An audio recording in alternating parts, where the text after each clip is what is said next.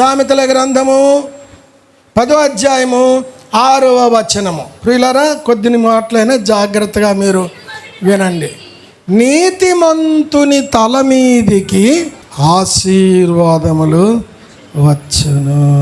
దేవుని కుమారి,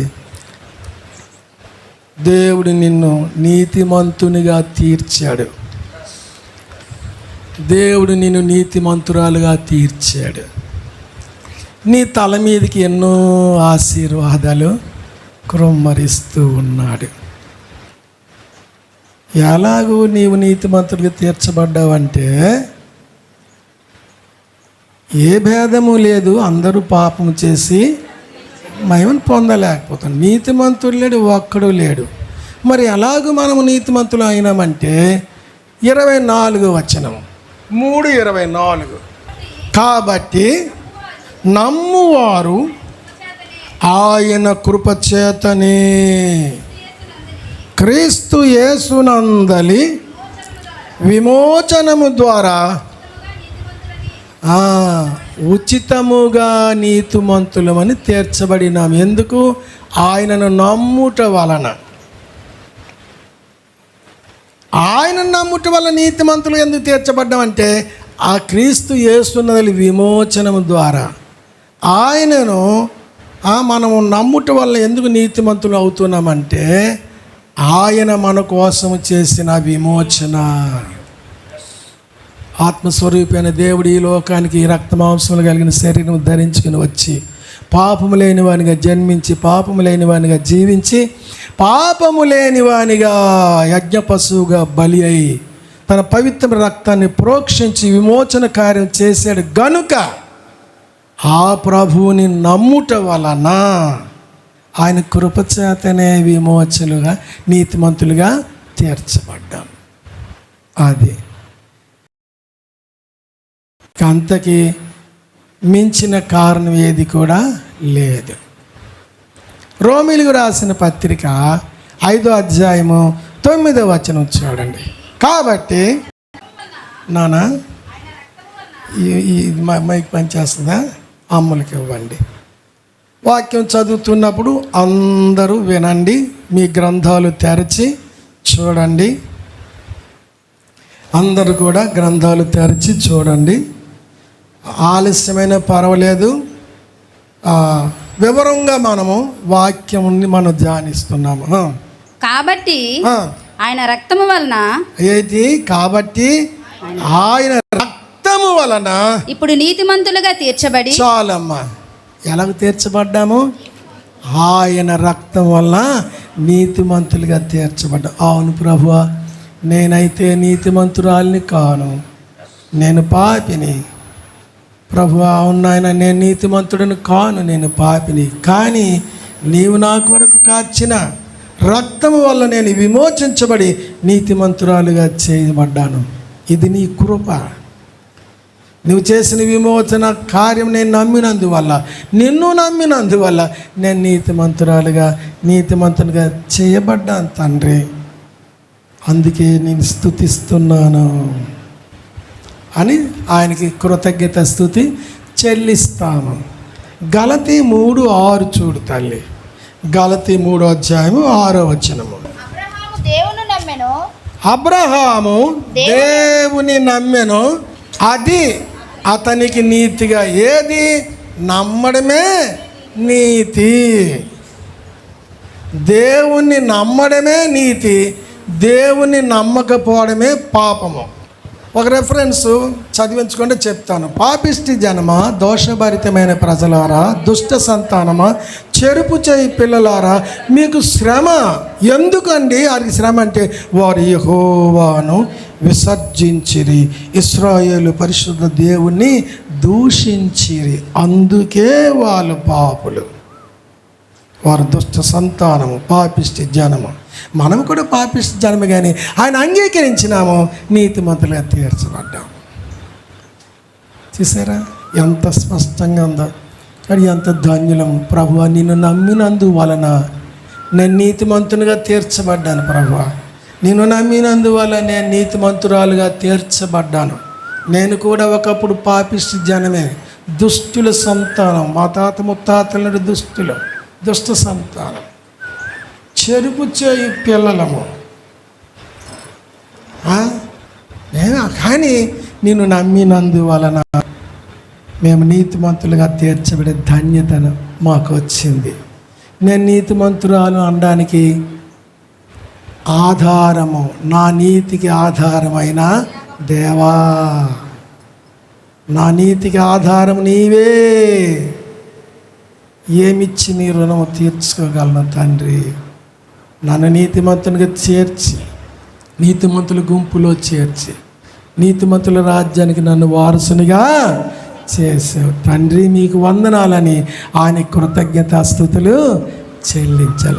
హృదయపూర్వకంగా ప్రభు ఆనందిస్తాడు. నా కుమార్తె ఎంత చక్కగా నా మంచితనాన్ని, నా విమోచన కార్యాన్ని గుర్తించి కృతజ్ఞత చెప్తుందని ఆనందిస్తాడు. ఇప్పుడు ఆయన కృపచేత మనం అందరం నీతిమంతులుగా తీర్చబడ్డాము. ఇప్పుడు ఏంటి చెప్తాడు సామెతల గ్రంథకర్త? నీతిమంతుని తల మీదికి ఆశీర్వాదములు వచ్చును.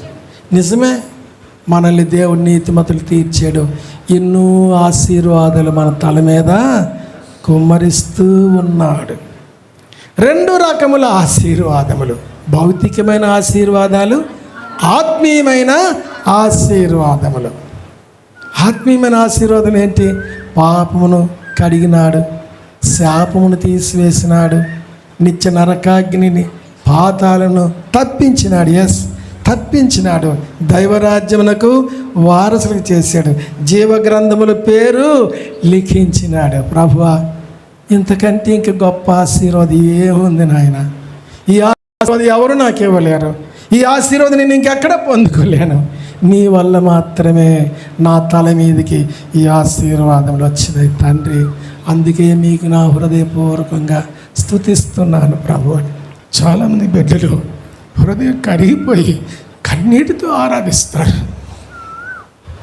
ఎంత మంచి ఆశీర్వాదం నేను ఎక్కడ పొందలేను. నీ వల్ల మాత్రమే. నీవే ఈ ఆశీర్వాదం నా తల మీద కుమ్మరించినావు తండ్రి. నిజమే, నీతిమంతుని తల మీదికి ఆశీర్వాదములు వచ్చును. ఇక భౌతికమైన ఆశీర్వాదాలు కూడా ఎన్నో. మనల్ని ఆశీర్వదించాడు, మన బిడ్డల్ని ఆశీర్వదిస్తాడు.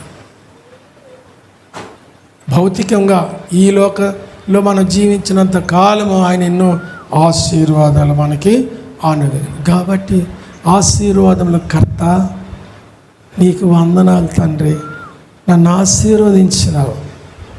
నిన్ను నమ్ముకున్నందువల్ల నేను ధన్యురాలనైతిని అని ఆయనకి కృతజ్ఞత స్తుతి చెల్లిస్తాము. ఇంకో మాట కూడా చూడండి ప్రియులారా, ఇంకో మాట చూడండి. సామెతల గ్రంథం 13వ అధ్యాయము, సామెతల గ్రంథం 13వ అధ్యాయము 25వ వచనము. నీతిమంతుడు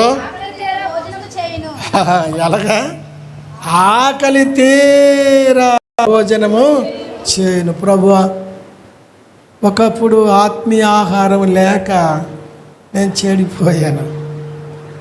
ఆత్మీయ ఆహారం అంటే ఆత్మీయ బలంగా ఉందును, ఆత్మీయ బలహీన, అసలు ఆత్మీయతే లేకపోవడం. కారణం ఏంటంటే ఆత్మీయమైన జీవాహారము లేక. కానీ ఇప్పుడు నా ఆత్మీయ దాహం తీరుస్తున్నావు, నా ఆత్మీయ ఆకలి తీరుస్తున్నావు. నీ విందుశాలకు నడిపించి రాజులు యాజకులతో చేర్చితివి. నీ విందుశాలకు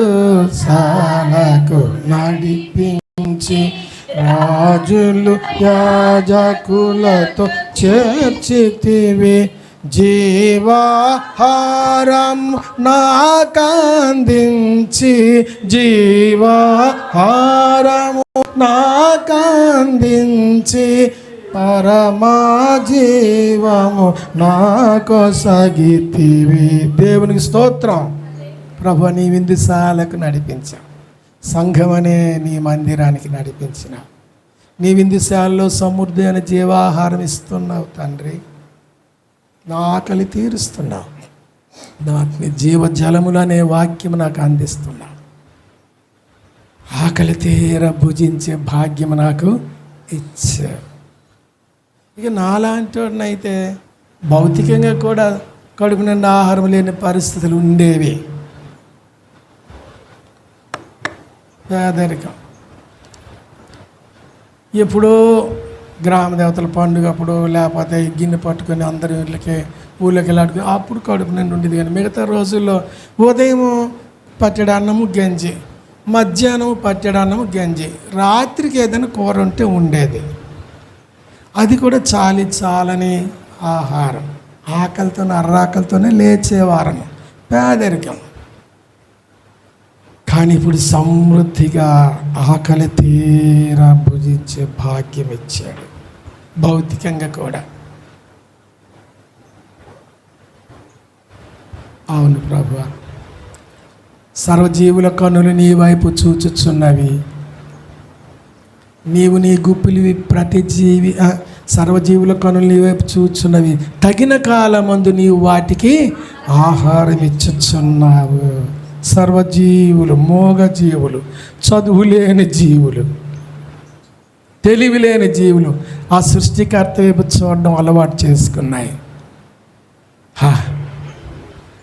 సర్వజీవులకు, అందుకే ఆ కీర్తన కాడండి, సర్వజీవుల కనులు నీ వైపు చూచుచున్నాయి నాథా అంటే నీవు తగిన కాలమందు నీ వాటికి ఆహారము ఇచ్చుచున్నావు. నీ గుప్పిలి విప్పి ప్రతి జీవి కోరికను తీర్చుచున్నావు, తృప్తిపరచుచున్నావు. అదే మంచి వాటిని చేసారా. మీరు సమ్మతించిన మాట ఆలకించిన ఎడల భూమి మీద ఉన్న మంచివి ఎంచి నీకు ఇస్తానన్నాడు. అలాగ మనలో చాలామంది మంచివి ఎంచి పొందుకున్నాం ప్రభు దగ్గర నుండి. కాబట్టి అందుకే మనం ఆరాధిస్తాం. ప్రభువా, ఆత్మీయ ఆహారం లేమి కలిగిన వ్యక్తిని నాకు సమృద్ధి అయిన ఆత్మీయ ఆహారం ఇచ్చి నన్ను పోషిస్తున్నాను. ఆత్మీయ దాహము కలిగిన వ్యక్తిని కానీ జీవజలములనే వాక్యం ఇచ్చి నా దాహం తీరుస్తున్నావు తండ్రి. నీకు వందనాలు ప్రభువా, నీకు స్తుతులు.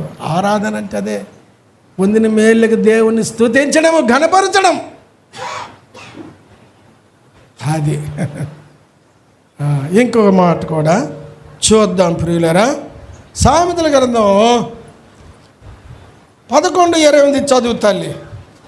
మైకి పెట్టుకొని చదవాల మన ప్రియులందరూ వింటారు. సామెతల గ్రంథము. మూర్ఖ చిత్తులు యెహోవాకు హేయులు, యథార్థముగా ప్రవర్తించువారు ఆయనకి ఇష్టలు. సామెతలు 11:28. ధనమును నమ్ముకొనేవాడు పాడైపోవును, నీతిమంతులు చిగురాకు వల్లే వృద్ధునందురు. నీతిమంతులు ఎలాగ వృద్ధి వస్తారు? చిగురాకులాగా. చిగురాకులు మనం చూస్తుంటాము. చిన్నది ముందు ఉంటుంది, మెత్తగా ఉంటుంది, పసుపుగా ఉంటుంది. అది ఎలాగా దినదినము పెద్దదవుతుంది, దినదినము పచ్చగా మారుతుంది. చిగురాకు ఎలాగైతే క్రమక్రమముగా ఆ పరిపూర్ణత వస్తుంది, అలాగే నీతిమంతుడు కూడా నెమ్మదిగా అలాగు నీవు నన్ను నీతిమంతునిగా తీర్చి నీతిమంతుడిగా చేసి చిగురాకులాగా నన్ను ఆత్మీయంగా భౌతికంగా క్రమక్రమంగా వృద్ధి చేస్తున్నావు తండ్రి. అందుకే నీకు స్తుతిస్తా. ఆత్మీయుల ఎదుగుదల క్రమక్రమముగా. ఒకప్పుడైతే నాకేంటి తెలిసేది కాదు, ప్రార్థన వచ్చేది కాదు, ఆరాధన వచ్చేది కాదు. ప్రభువా, నాకు ప్రార్థన నేర్పించావు, నాకు ఆరాధన నేర్పించినావు, వాక్యం నేర్పించినావు, గ్రహించడం నేర్పించినావు, వాక్యం వినడం నేర్పించినావు, వాక్యేతరులకు చెప్పడం నేర్పించినావు. క్రమక్రమంగా ఆత్మీయ అభివృద్ధి. ఆదికాండము 26:12 చదువు తల్లి. 26:12-13 వచనాలు. ఆదికాండము 26:12-13 వచనాలు. ఇస్సాకు ఆ దేశమందున్న వాడై విత్తనము వేసి ఆ సంవత్సరము 100 అంతల పొందెను. యెహోవా అతన్ని ఆశీర్వదించెను కనుక ఆ మనుషుడు గొప్పవాడాయెను. అతడు మిక్కిలి గొప్పవాడు అయ్యే వరకు క్రమక్రమముగా అభివృద్ధి పొందుచూ వచ్చెను. మిక్కిలి గొప్పవాడగు వరకు క్రమక్రమముగా వృద్ధి నొందెను. చూసారా, మనల్ని కూడా అలాగే క్రమక్రమంగా వృద్ధిపరిచాడు. ఆత్మీయంగా కూడా కొంచెం నేర్చుకుంటూ ఇంత ఎదుగుదలకు వచ్చాము. భౌతికంగా కూడా మొట్టమొదటి ఏ అని చదువుకున్నాము, ABCD అని చదివాం. ఇప్పుడు ఎంతో ఉన్నతమైన చదువులు చదివినంతటికీ ఎదిగినాం. అంతేకాదు అతను చెప్పగలిగినంత వాటికి ఎదిగినాం. అంతేకాదు అభివృద్ధి కూడా ప్రభావ ఏటి లేకుండా అలాగున్నాను, కానీ ఇప్పుడు అలా చదువుకోవడం కృప ఇచ్చావు, ఉద్యోగం ఇచ్చావు, కుటుంబం ఇచ్చావు, బిడ్డల్ని ఇచ్చినావు. ఎంత గొప్పదానిగా నన్ను చేసావు, ఎంత గొప్ప కుమార్తెగా నన్ను చేసావు, ఎంత గొప్ప కుమారుని నన్ను చేసావు ప్రభువా. క్రమక్రమంగా నన్ను వృద్ధిపరిచినావు తండ్రి. అలాగే ఆత్మీయత నన్ను క్రమక్రమంగా ఈ స్టాండర్డ్కి తీసుకొచ్చావు. అందుకే నేను స్తుతిస్తున్నాను ప్రభువా అని కృతజ్ఞత స్తుతి చెల్లిస్తాను. 2వ సమూయేలు గ్రంథము 5వ అధ్యాయము 10వ వచనం చూడండి. 2వ సమూయేలు గ్రంథము 5వ అధ్యాయం 10వ వచనం. దావీదు ఎలా వర్ధిల్లినాడు? అంతకన్నా ముందు గొర్రెలు వెనకతలా కాసుకొని ఉండేవాడు. ఆ తర్వాత సౌలు ఇంట్లో చేరాడు, సౌలుకి సేవకుడిగా అయ్యాడు. ఆ తర్వాత సౌలు సేవకులలో ముఖ్యుడిగా యోధులకు యజమాని అయ్యాడు. ఇలాగా ఆ తర్వాత అరణ్యం తిరిగాడు. ఆ తర్వాత రాజు అయినాడు, అభిషక్తుడు ఉన్నాడు, ఈ రాజ్యానికి రాజు అయిపోయాడు. అంతకంతకు మనము కూడా అంతకంతకు వర్ధిల్లే కృప ఇచ్చాడు. అవును ప్రభువా, నాకు ఈనాడు ఈ స్థితి ఉందంటే క్రమక్రమంగా నా స్థితికి నన్ను ఎదిగింపచేశావు. ఎంత మంచి మాట. ఇస్సాకు గొప్పవాడగు వరకు క్రమక్రమముగా యెహోవా అతనికి తోడై అంటాడు. యెహోవా అతనికి ఆశీర్వదించాడు, ఆయన గొప్పవానిగా చేశాడు. ఆయన గొప్పవాడగు వరకు క్రమక్రమముగా.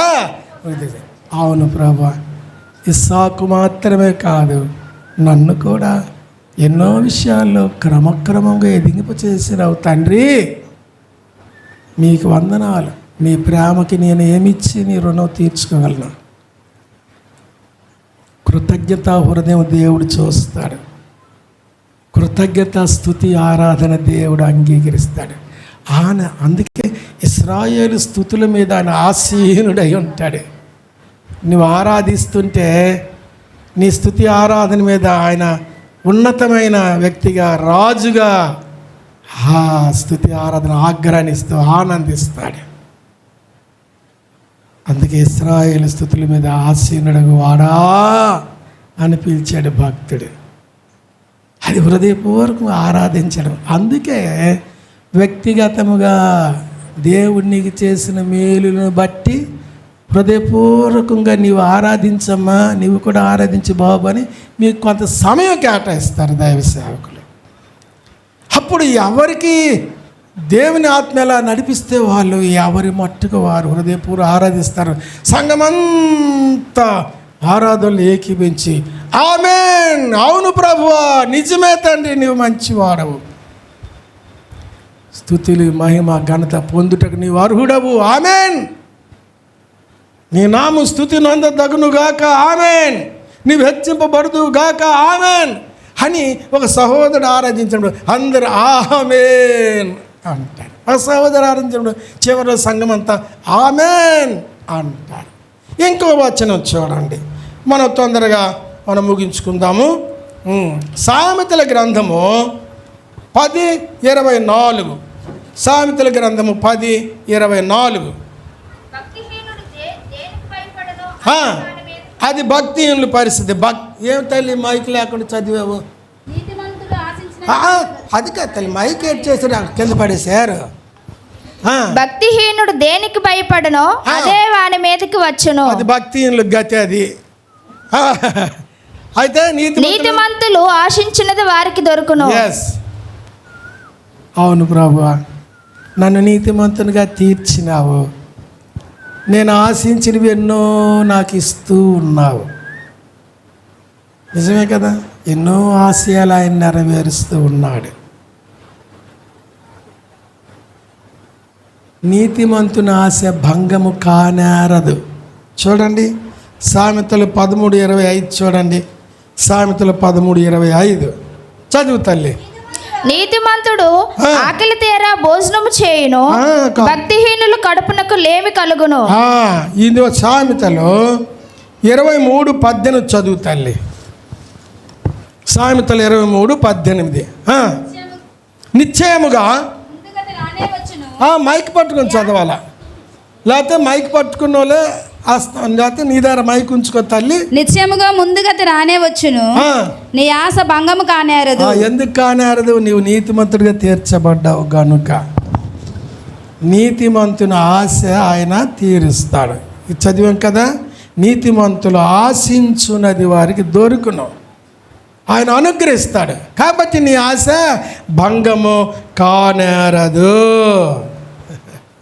ఎన్నో ఆశించి ప్రభువా నన్ను ఆత్మీయంగా ఎదిగింపు చేయి నాయన, నాకు ప్రార్థన నేర్పించు ప్రభువా, ఆరాధన నేర్పించు ప్రభువా, నీ బిడ్డగా నన్ను ఉంచు నాయన, నిన్ను విడిచిపెట్టి తొలగిపోయే దుస్థితి నాకు రానియద్దు నాయన, నీ సన్నిధిలో స్థిరముగా ఉండాలి నాయన, ఆయుష్కాల పర్యంతరము నీ కొరకు నేను జీవించాలి తండ్రిని.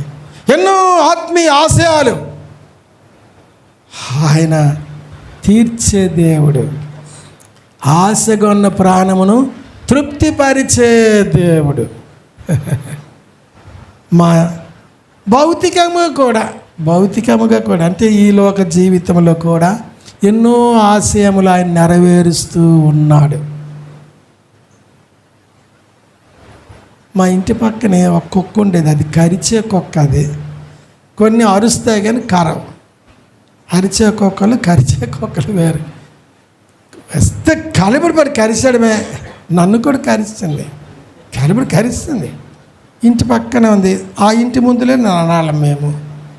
కొన్ని వేరే దారి ఉంటే ఆ కుక్కను తప్పింది నడదాం, దాని ఇంటి ముందులే నడదు. అదేటనుకుంటుంది ఆ ఇంటికి వస్తున్నాం అనుకుని అది కలబడిపోతుంది. ఇక సంఘస్థులందరూ గడగడ వణికిపోతున్నారు, మేము వణికిపోతున్నాము. వాళ్ళు చెప్తే వాళ్ళు ఖాళీ చెయ్యట్లేదు.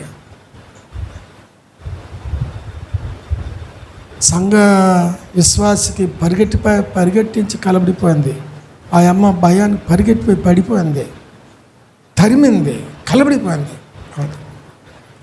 ఇక సంఘస్థులు ఇక కుక్క భయానికి కుక్క అక్కడ ఉంది.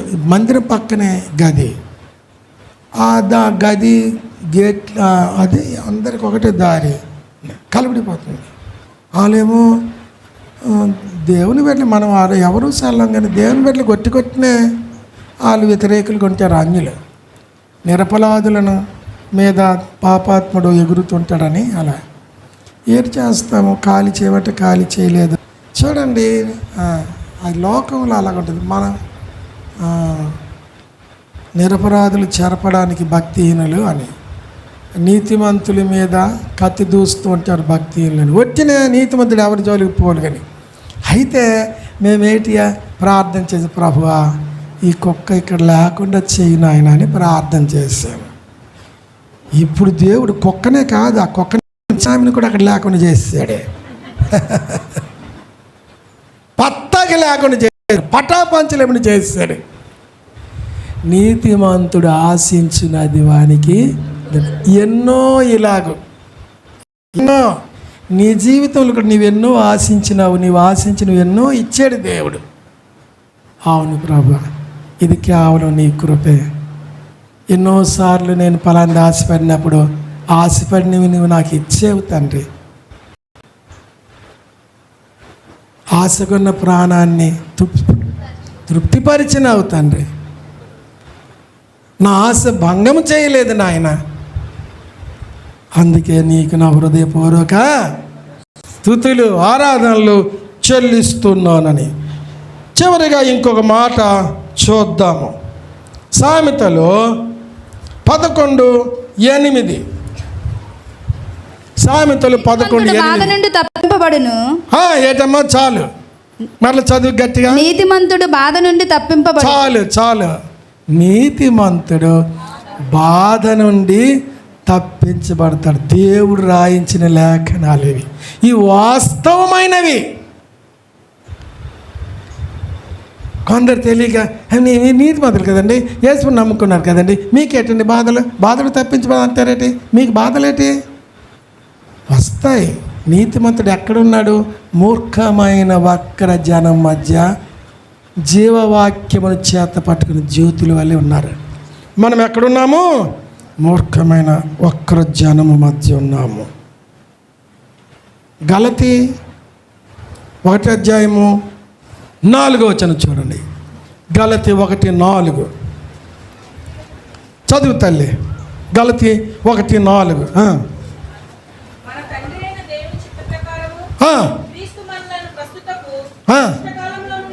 చాలమ్మా. ఏ కాలం ఇది? దుష్టకాలములో ఉన్నాము. నీతిమంతులమైన మనము దుష్టకాలములో ఉన్నాము, దుష్టుల మధ్య ఉన్నాము, మూర్ఖమైన వక్ర జనం మధ్య ఉన్నాము.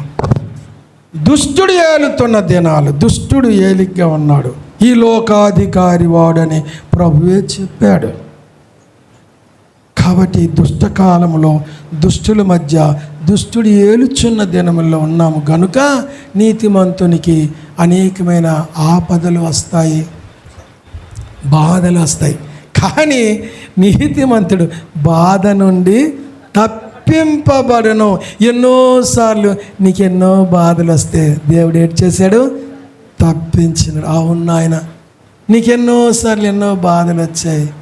అవును ప్రభువా, నేను బాధలో నీకు మొరపెట్టినప్పుడు నాకు వచ్చిన బాధలన్నిటినీ తొలగించినావు నాయనా. ఏమిచ్చి నీ రుణము తీర్చుకోను, నీవు నాకు తోడుగా నీడగా ఉన్నావు అని. చూడండి ఆ మాట. సామెతలు 29:16 చూడండి. సామెతలు 29:16. సామెతలు 29:16. దుష్టులు ప్రబలినప్పుడు చెడుతనము ప్రబలును. చాలమ్మా, అది. కాబట్టి దుష్టలోకములో దుష్టకాలంలో దుష్టుల మధ్య మనం ఉంటున్నాం కాబట్టి నీతిమంతులకు బాధలు వస్తాయి. ఎందుకంటే చెడుతనం ప్రబలుతుంది. దుష్టుడు వాడు మనకు శత్రు అని ప్రభు చెప్పాడు. సైతాను మనకు శత్రు అని ప్రభు చెప్పాడు. అపవాది అని ప్రభు చెప్పాడు. కాబట్టి వాడి వల్ల మన జీవితంలో ఎన్నో కష్టాలు, ఎన్నో నష్టాలు, ఎన్నో బాధలు వచ్చాయి. కానీ ఒక మాట ఉంది, వారు కష్టకాలములు ఆయనకి ప్రార్థించగా. ఆ మాట చదివి మనం ఆరాధనలోకి వెళ్దాం. చదువు తల్లి. కీర్తన 107:9. కీర్తన 107:19. కీర్తన 107:19 చదువు తల్లి. వారు యెహోవాకు మొరపెట్టిరి, ఆయన వారి ఆపదలో నుండి వారిని విడిపించెను. హల్లెలూయా, ఎంత గొప్ప కృప. కష్టకాలములో నీవు మొరపెట్టినప్పుడు నీ మొర ఆలకించాడు. నీకున్న కష్టాలన్నీ గట్టెక్కించాడు. బాధలు ఆడి పెడుతున్నాడు, బాధను తప్పిస్తున్నాడు. కష్టం ఆడి పెడుతున్నాడు, కష్టం తప్పిస్తాడు. నీ జీవితంలో, నా జీవితం, మనందరి జీవితంలో ఈ అనుభవాలు. కష్టకాలములో వారు ఆయనకి మొరపెడితే వారికి ఉన్న ఆపదలన్నిటిని తొలగించాడు. దేవుని కుమారి, నీ ఎన్నోసార్లు నీ కష్టకాలంలో ఆయనకు మొరపెట్టావు. ఎన్నో కష్టాలు గట్టెక్కించాడు. ఎన్నో బాధలు, అనారోగ్యములు, ఎన్నెన్నో సమస్యలు వచ్చినప్పుడు, దుష్టుడు పెట్టినప్పుడు నువ్వు మొరపెట్టావు. నీ కొరకు సంఘం మొరపెట్టింది, నీ కొరకు పెద్దలు మొరపెట్టారు, నీ కొరకు సేవకులు మొరపెట్టారు. నీ బాధల నుండి తప్పించాడు. అవును ప్రభువా, నీ లేఖనం చెప్పింది నిజమే. నీతిమంతుడు బాధ నుండి తప్పించబడును అన్నావు. అది నా అనుభవం తండ్రి. ఎన్నో బాధలు నాకు వచ్చినప్పుడల్లా నువ్వు నన్ను తప్పిస్తున్నావు తండ్రి. నువ్వు నాకు తోడుగా ఉంటున్నావు నాయన. నువ్వు నాకు పెద్ద అన్నవుగా ఉండి నీవు నాకు స్నేహితుడిగా ఉండి, నీవు నాకు తండ్రిగా ఉండి, నీవు నాకు యజమానిగా ఉండి నాకు వచ్చే బాధలన్నిటిని తప్పిస్తూ ఉన్నావు. ఇంతటితో ఆపుతాడు? ఆడు బాధలు పెడుతూనే ఉంటాడు, బాధలు తప్పిస్తూనే ఉంటాడు. యెహోవా, ఎంత గొప్ప ధైర్యం, ఎంత గొప్ప ఆదరణ, ఎంత మంచి దేవుణ్ణి నమ్ముకునే భాగ్యము నాకు ఇచ్చావు. ఈ ధన్యత నాకు ఉంది నాయన. కాబట్టి నా హృదయపూర్వకమైనటువంటి స్తుతి ఆరాధన, నువ్వు చేసిన మేళ్ళన్నిటికీ, ఉపకారాలన్నిటికీ నా హృదయపూర్వక స్తుతి, మహిమ, ఘనత, ఆరాధనలు నా ప్రభు అయిన యేసుక్రీస్తు నామములో నీకు సమర్పిస్తున్నాను తండ్రి అని ఆరాధన ముగిస్తారు. అప్పుడు సంఘము ఆమేన్, అవును ప్రభు, ఘనతకు అర్హుడవు, మహిమకు అర్హుడవు, ఆమేన్ అని చెప్తారు. అలాగ మనం ప్రభువుని ఆరాధన చేద్దాము.